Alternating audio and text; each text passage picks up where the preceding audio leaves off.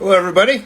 Thank you for joining us. For here, it's noon. So it's Friday. Thankfully, I felt like this week was never going to come to an end.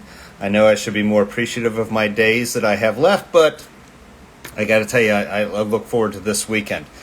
So today we have a very special guest, of course. Oh, hey, it's Melissa. How you doing today? Good to see you. Thank you for joining. Um, Christina, Carlson, life coach, is popping on, and we're going to talk a lot of things, but especially purity culture, and then probably reframing or restructuring the mind, and what that entails after purity culture, right? After religion. So I'm looking forward to her hopping on. She'll be joining us here. Hey, Nikki. She'll be joining us soon. She's just logged on, so we're going to get rolling here. And thank you for joining us. Hopefully you will all have a wonderful weekend hopping on. I appreciate you. So she'll be hopping on just a second. Hey, how are you doing? Uh-oh, I'm having trouble. having trouble hearing you. You're there? You're silent.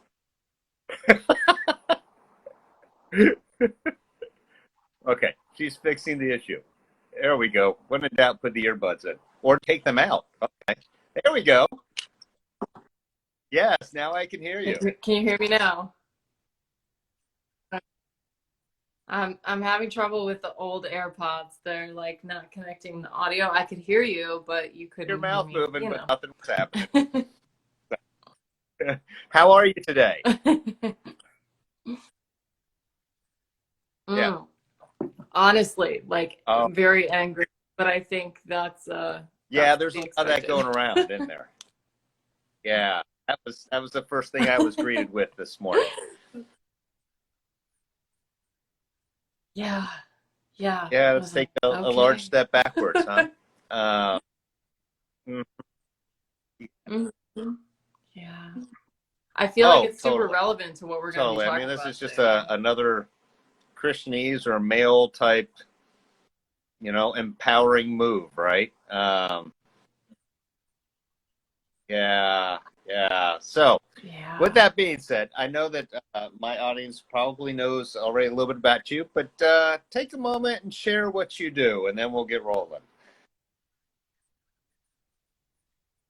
Yeah, I'm an embodiment and intuitive life coach. I do one-on-one and group workshops. A teacher and a podcast host Best for name Bitches, ever. Witches, and Queers. Um, yes, best name ever. My favorite thing ever is to come up with names for shit. I love doing that. I'm doing my next workshop I'm going to be doing is called Queer That Wife Life, specifically for yeah, specifically for queer femmes in straight passing relationships, like basically working through imposter syndrome and like coming to terms with and embracing and like accepting your queerness in that particular space. So anybody that is not following her that's is fun. missing out because you have it going on. So, you do. I've got a lot of fun stuff that I like Uh-huh. to do because Well, that's I only do perfect. That's things that are awesome. fun. That's awesome. So we are going to dive into purity culture today, amongst possible other things, and even Roe versus Wade will come up in the midst of all that, right? So, and now that you're angry, I'm sure you've got a lot to say about. Oh, So, tell you. Okay, yeah. so obviously, being male walking through purity culture is different than obviously female walking through purity. I think that's just understood, right? Now, I'm older than what was labeled purity culture. I Hmm. was just like turn or burn, or the '80s is get right, get left, pick a lane. You're going, fire and Yeah. brimstone. So, and if a woman touches you, it's going to fall off. So, all those things, right? To get Yep. AIDS Yep. if you have sex with a female. So, the '80s, high AIDS, you know, pandemic, they used that. Anyways, through purity culture for you, what? Yeah. Okay, what did you what were some, I don't want to call them highlights, lowlights maybe is a better way to do it.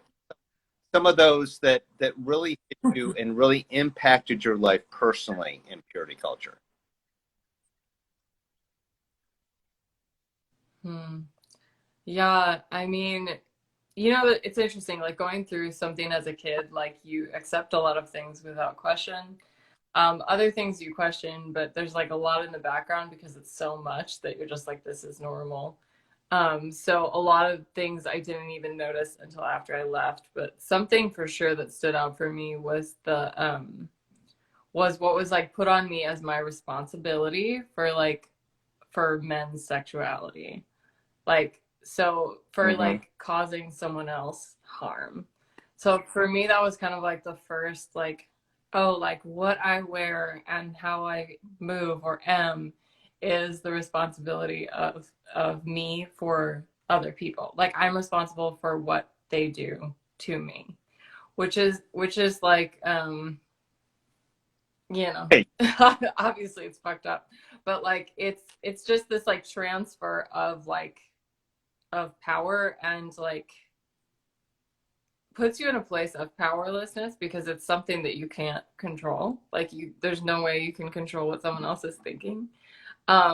Obviously, but like the way it was premised was like, this is your responsibility. So for me, it was like, I took all of that like energy, that like oppression, and like my body stored that in my hip space and was just like, don't move. Like freeze became like one of my main trauma responses, and like fawn was just like, stop, like just don't move, like don't move.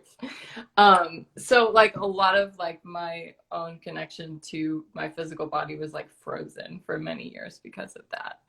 And also like I didn't understand my own sexuality until way later. So like the binaries that were put on us was like abstinence versus like, fucking someone in a bathroom that's every so true. night was like the only two options, like you are like out there or you're like a hermit at home. Like there was no, and that was the good one, it was like abstinence only or Yeah, like because one raging once whore, automatically which, a whore, good right? for I them. mean, But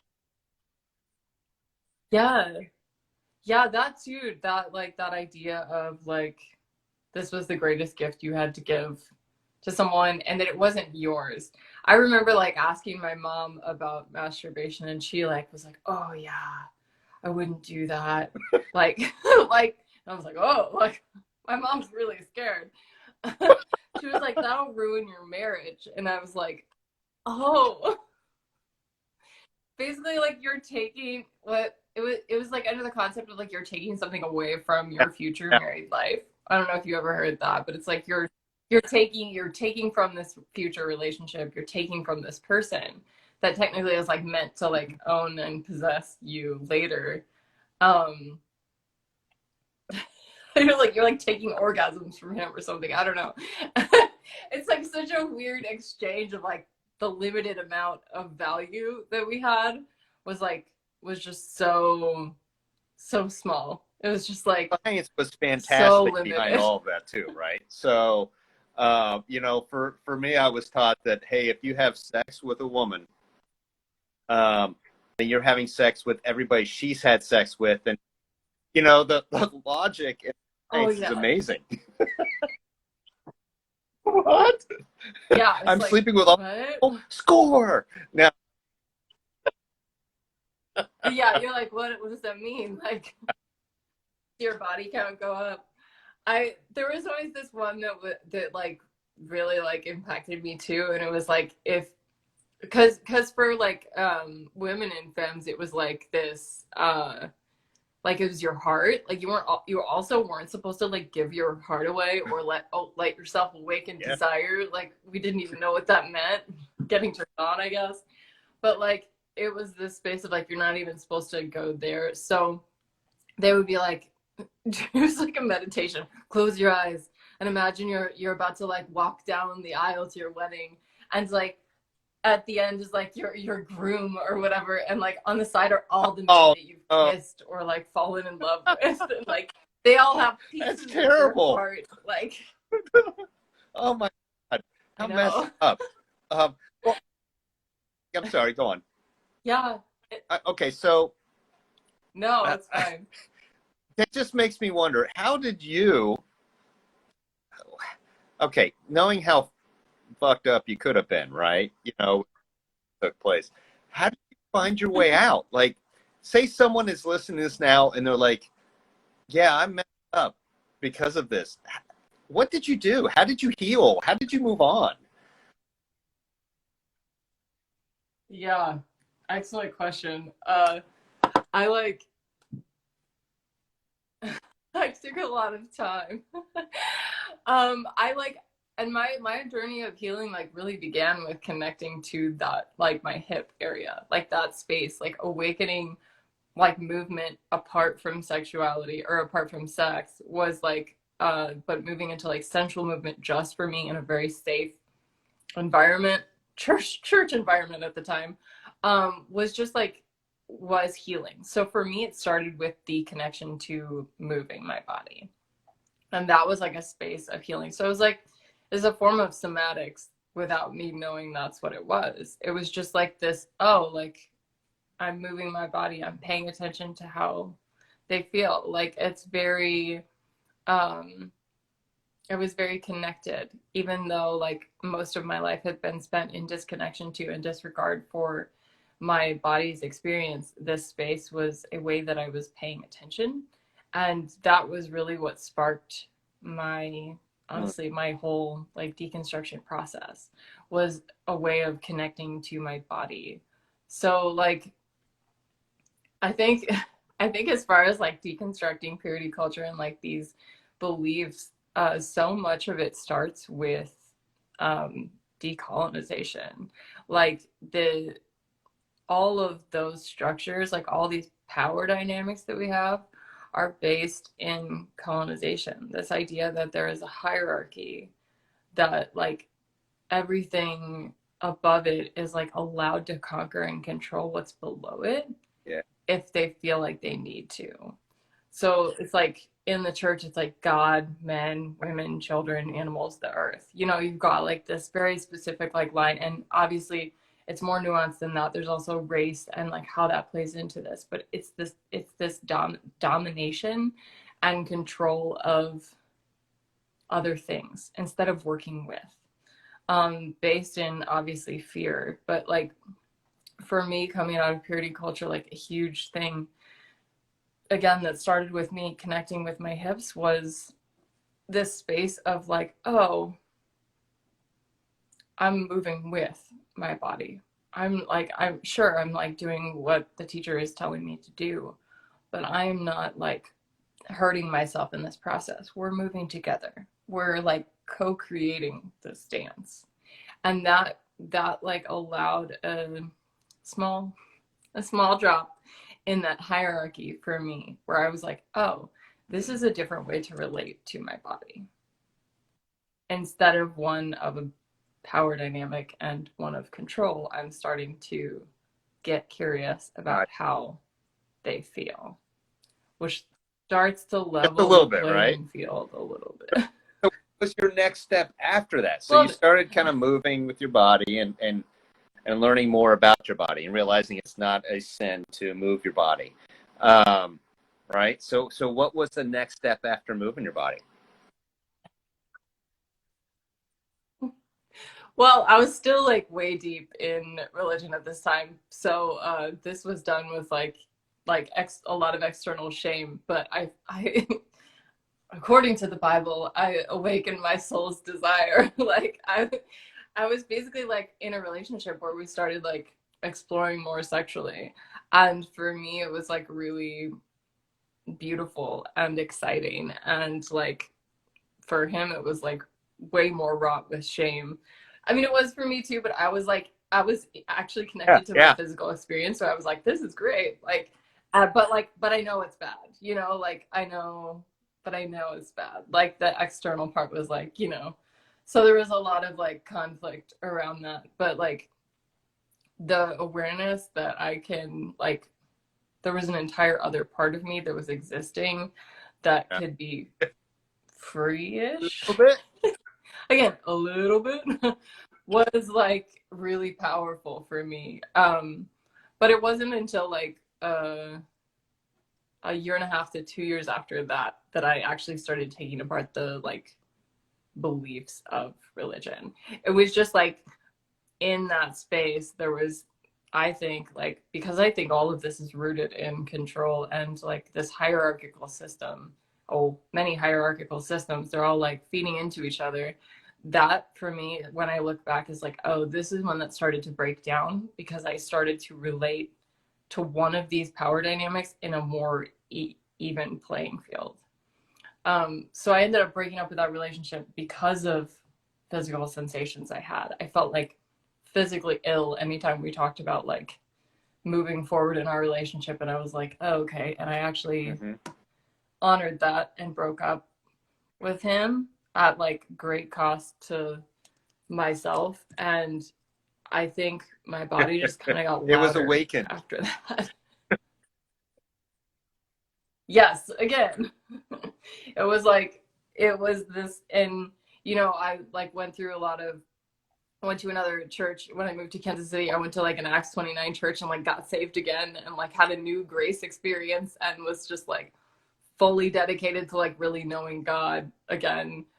Which is funny because I was like leading a Bible college before this. So this is like yet another time in my life where I was, you know, starting over, which was fine. I was like, I really just want to know. But like there was a part of me that actually was like, because I had that connection with my body and I said I really want to know this time, I felt like actual like energetic God was like, great, come play. And I was like, okay. So it sounds like once you discovered yourself more, all right, coming through purity culture, you're starting to learn your body, learn what your body likes, you know, feel those things you're supposed to be able to feel, right? Without hopefully going home and asking for forgiveness every time you feel those things.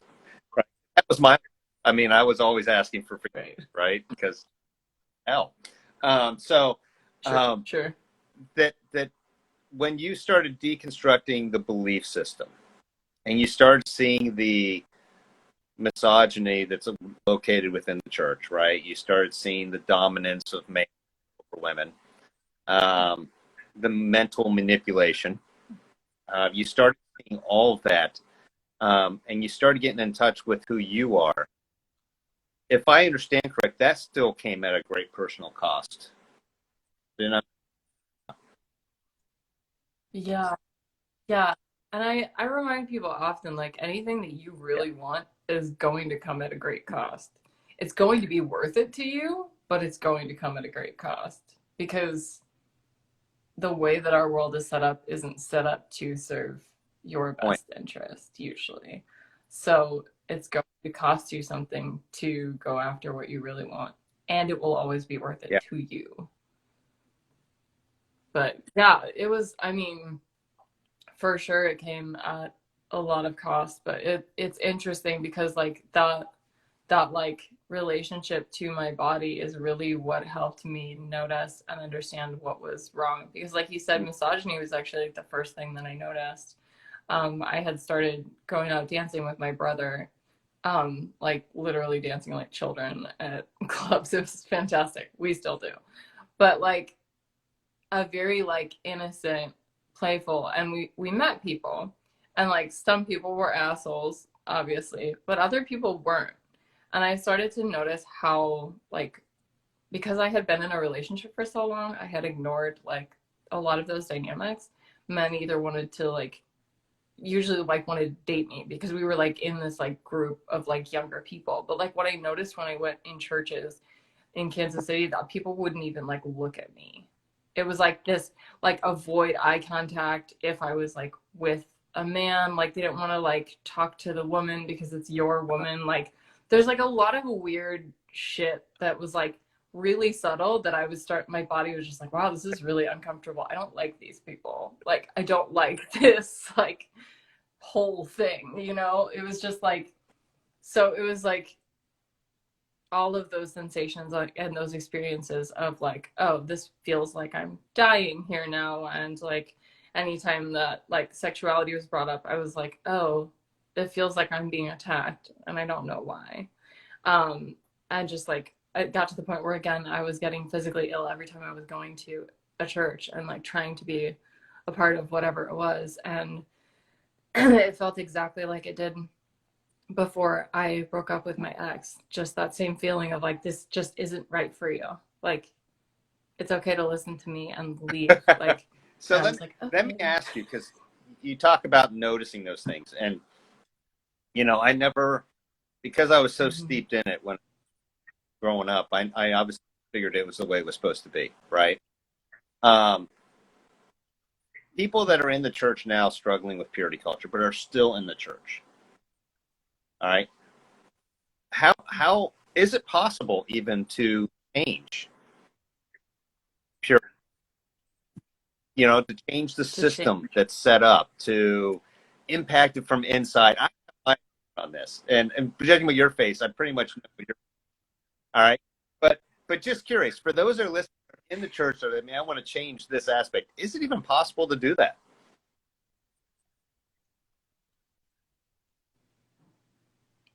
I'm gonna say like yes and no. Like, how much are you willing to go into this? Because like I've seen whole churches deconstruct Wow, together, and I've never that's seen that great. before. That's amazing. Yeah, it's fucking brilliant. So like if like you're as a congregation, you're like, wow, this is a really problematic area, like dive into it. Like go ahead. But like you have to be willing to look at power dynamics and give up your power to make that any kind of better. Because as long as you are playing into a power dynamic, you're not gonna be changing any of this. Because that's at the root of the problem is control, power, and like fear. That those are the things you're operating within, and those aren't healthy dynamics. So as long as you're trying to control the outcome of this, if you're like, let's change purity culture, so that it fits into John, whatever, like, no, it's not gonna happen. Like you just have to be like, what's wrong with this, and be open to the possibilities. And I think that like those things can feel like really terrifying for some people. But it's like I think of like deconstruction and like these concepts like being pulled into like a void, because you're, or like a wormhole of some kind, because you're like leaning in to this idea and you're like, wow, there's something really wrong with this. But if I pull this thread, it's going to like really reduce. And so like your anxiety is high. And when you go back, your anxiety goes down. But there's a part of you that's like, you still missed something and you know it. And you can I can feel it. You can't forget like, that, but I can want you? to stay here. You know, okay, so you are much more positive than I would have been with that question. I My response is hell no. Just no. You know, there's no way that's going to happen because Yeah. you always have the old guard in the church, right? And then call it, and then you've got the scripture passages which they weapon and have always been weaponized. Hey, if we change this, we're going to go against scripture, and so I see less wiggle room. I commend you for your positive attitude that it could happen. Well done.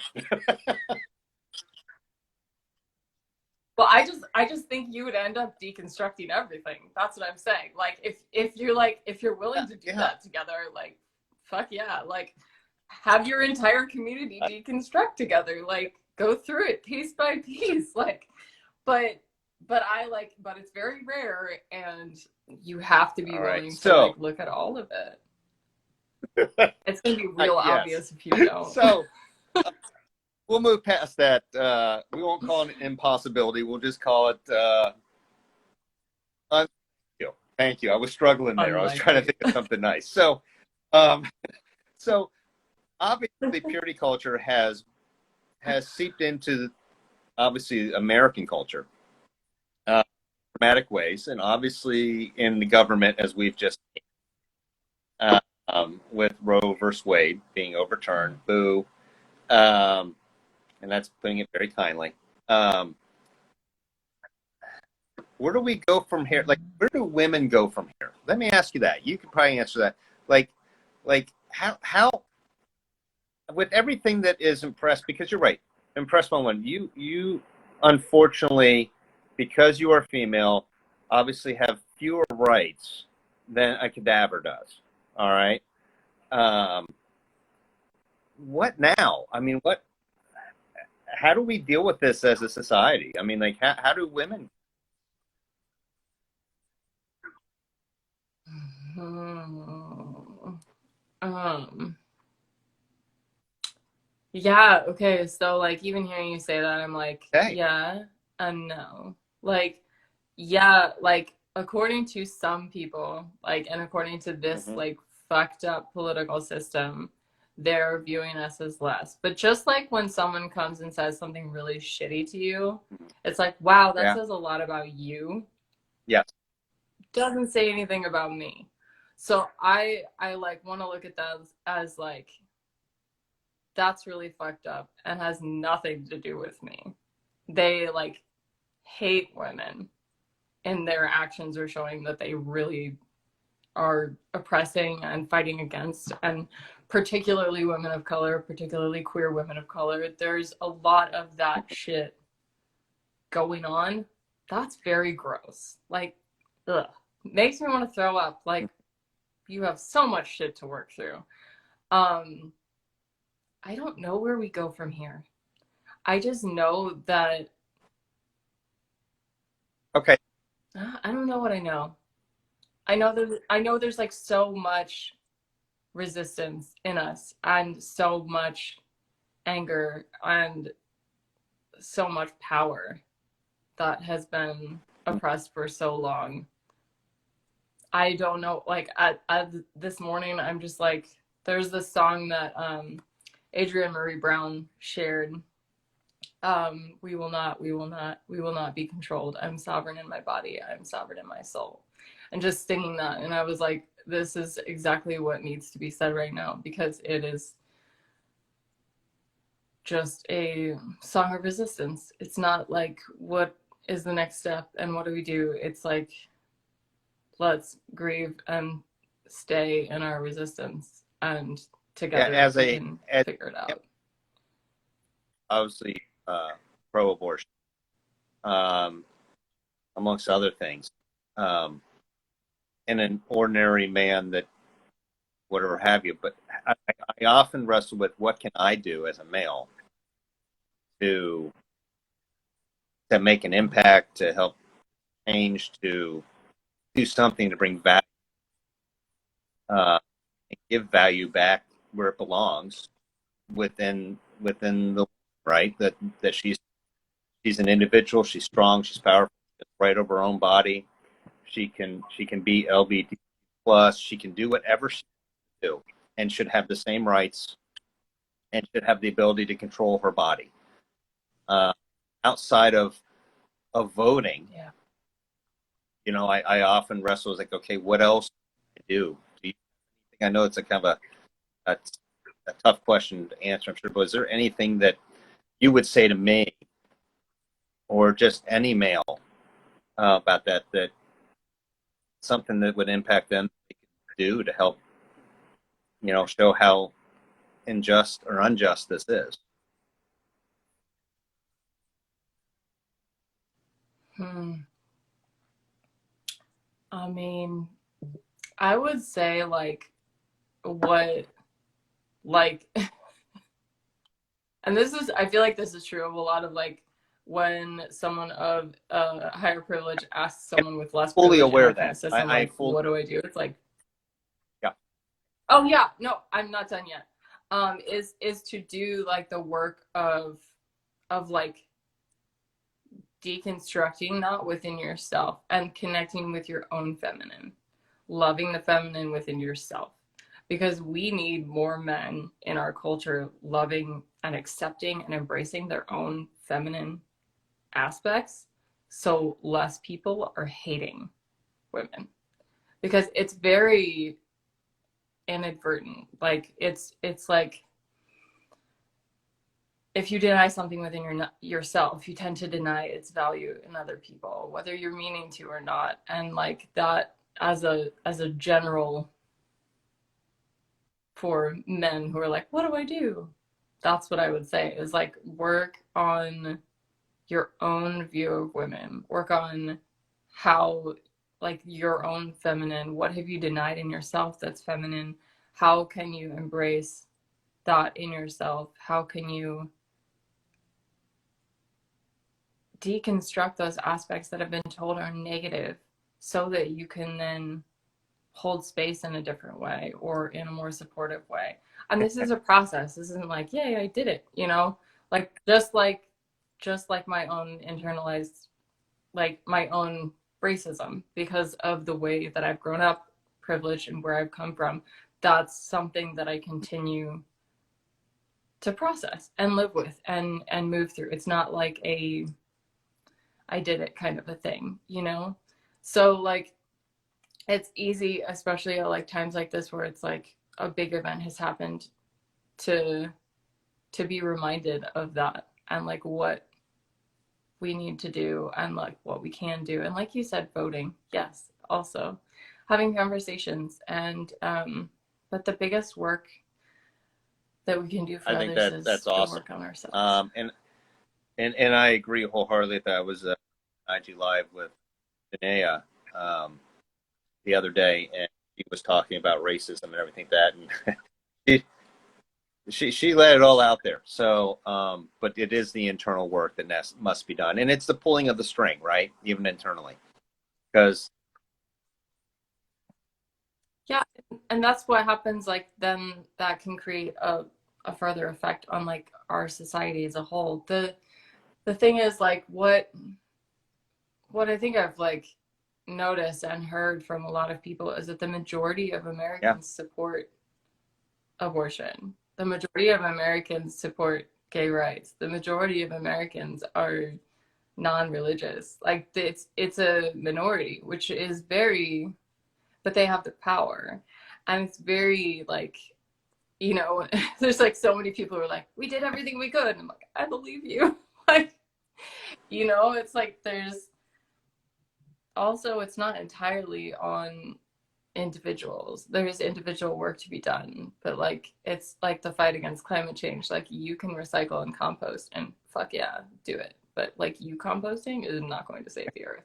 Walmart doing something about their plastic bag situation might help. You that's know? true. That's probably help a lot. So let me kind of veer us just a little bit Yeah. here because, and when you talk about internal work, and you talk like about purity culture, and you know this is I think at the root of a lot of what's going on in society today. Um, I have a lot of clients that it's difficult for them to reprogram um, their minds, right? Is it, let me see, Brad, I think the audio video Yeah. is lagging, or it might be my internet connection. I don't know if it's your internet connection. You're not lagging, just so you know.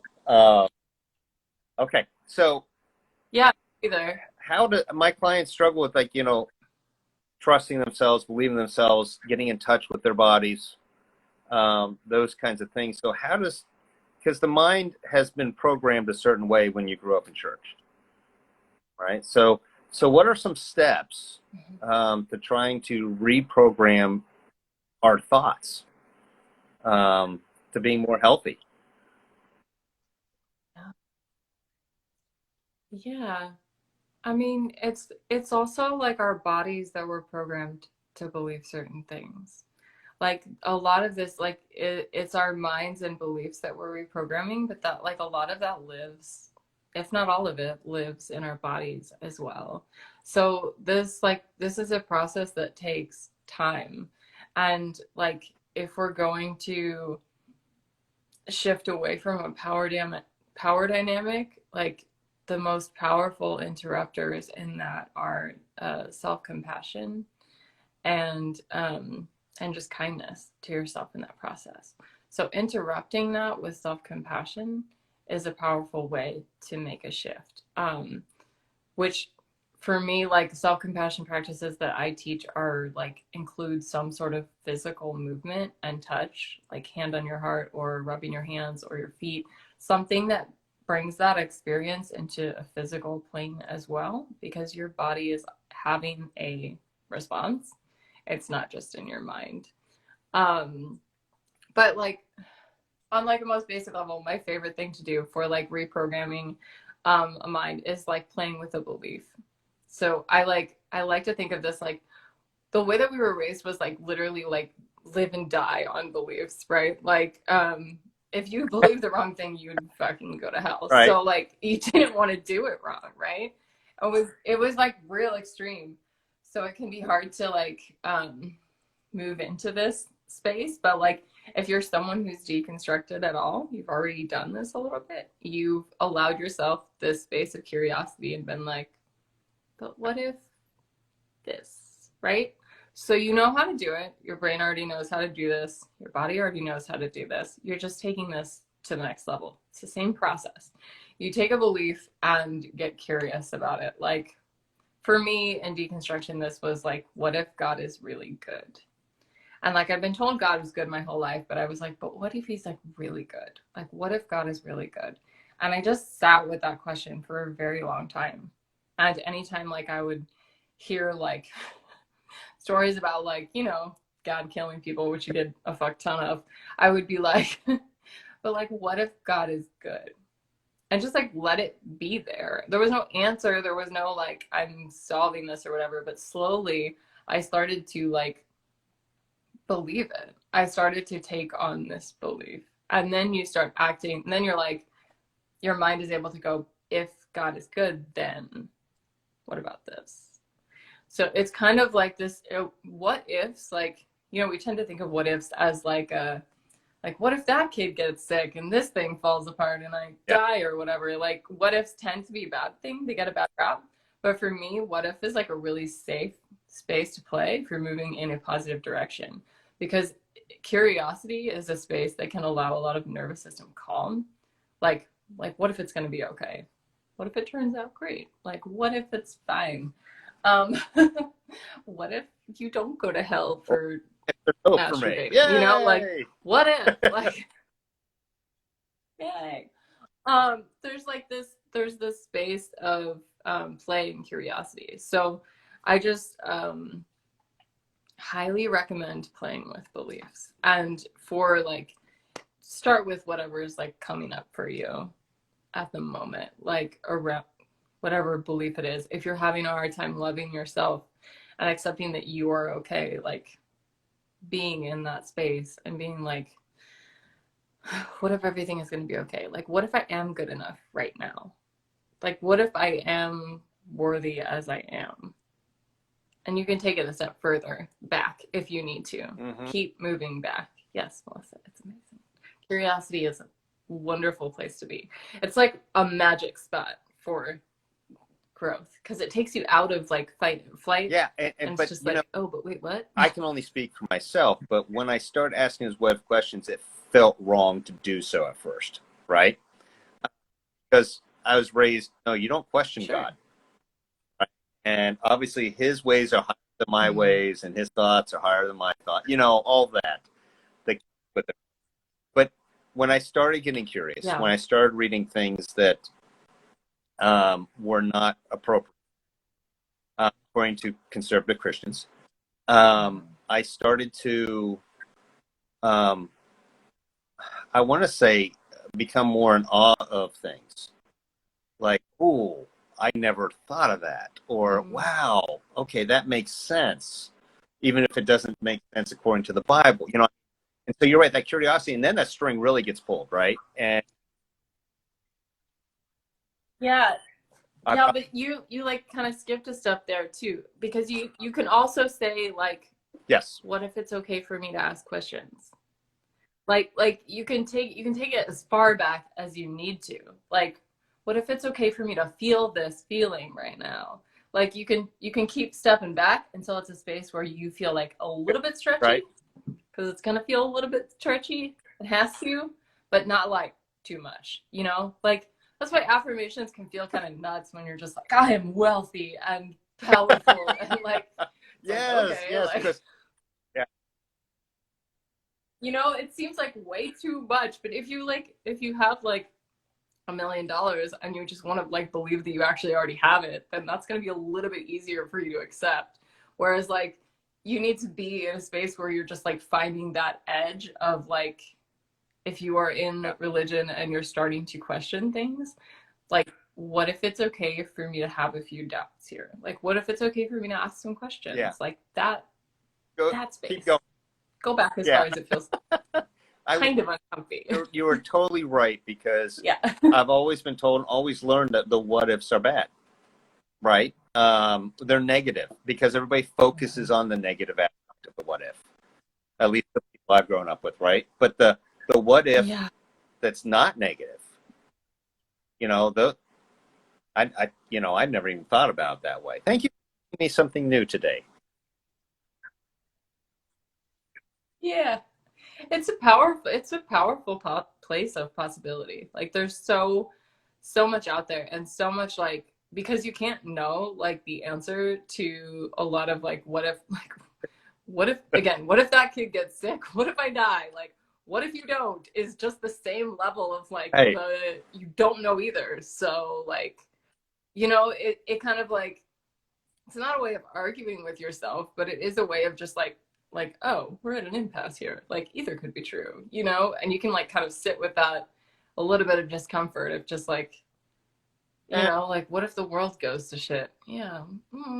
What if it doesn't? What if it does? Like what, like what if you have a great time until then and then you're just obliterated? I don't know. Like there's well, now endless I'm inspired to go out and have a possibilities. great time. Awesome. Wonderful. Oh my. Hey, listen, I know we're approaching the 45-minute mark, but I wanted to really kind of focus a Yeah. little bit. You said you have the queer wife life, right, coming up. Will you tell us a little about that mini Yeah. workshop? I'm excited to know. Yeah. Yeah. So this specific workshop is for women and femmes who are in straight passing relationships, like myself, who like discovered their sexuality after or shortly before, or weren't allowed to acknowledge it until this time, have deconstructed and are like, I'm queer, but like feel major imposter syndrome because they don't fit the like stereotypical queer image. So my focus is to support these women and femmes through like this process of acknowledging and trusting and owning their sexual identity, um, in a way that feels supportive for them during this space, like in that space, allowing them to um, experience like the beauty of like being queer and feeling validated in That's their awesome. current Now, life. first of all, how long is the mini workshop? Oh, I Okay. keep them like 30 to 45 minutes. Very brief. I haven't announced when this one will be. I usually do them on Fridays. But yeah, it's usually 1 hour total, but like, or just under. But there's always like a giveaway. It's always a fun time. I love Uh, teaching I and I have love answering no doubt that it's questions. going to be So a it's fun fun. time. Super. That's awesome. Do you have any other things going on that you want to make people aware of? Sure. Yeah. I'm starting a program this fall. It doesn't have a name yet because I haven't come up with something bitchin' yet, but I'll let you know when I do have a name for it. It's the first time I'm doing this program. So, it's based on rebuilding your connection with yourself and self-expression after religion or just coming out of patriarchal programming, reprogramming a lot of those beliefs, moving through self-sabotage, helping support the process of, what's the word, yeah, breaking out of shame cycles and really like moving towards the things you want and building something for your life in yourself, decolonizing a bunch of shit. Like that kind of thing. So that program is going to be starting this fall, and I'm taking 5 people. I need 5 incredible women and femmes who want to start at like an incredibly discounted rate because it's the first time that I'm doing it. So I'm very excited. It includes like a group aspect of classes, one-on-one support, and like That's awesome. homework and When you journal get prompts that and totally workshops. nailed, no, because I want to advertise the shit out of that. I Yeah, love it. I will. Oh Thank you. man, I thought anybody that is following Christina Carlson, life coach, she knows I'm a big fan of hers. You need to follow her. She has amazing content. Not only are you an amazing person, but you have amazing, and you're incredible. And so, there's times that sometimes I wish I could sneak in as a woman, just from you and all these things you have going on, because I'm getting in touch with my feminine side, right? So it's learning, it's growing, and so if you have not been a part, if you're looking for an outstanding life coach, Christina is an outstanding life coach. Definitely hit her up. She is well worth any amount of money requires. I'll tell you that. And you are worth that kind of money to spend on yourself. That. So, thank you, Christina. I know a lot that we didn't get to talk about. I feel like I could talk to you for hours, but Instagram doesn't allow us to do that. But I hope Right. that we can do this again soon. All right. You Yeah, have a I'd wonderful love day. to. Thank you so much. Yeah. Bye bye. You too. Talk to you soon.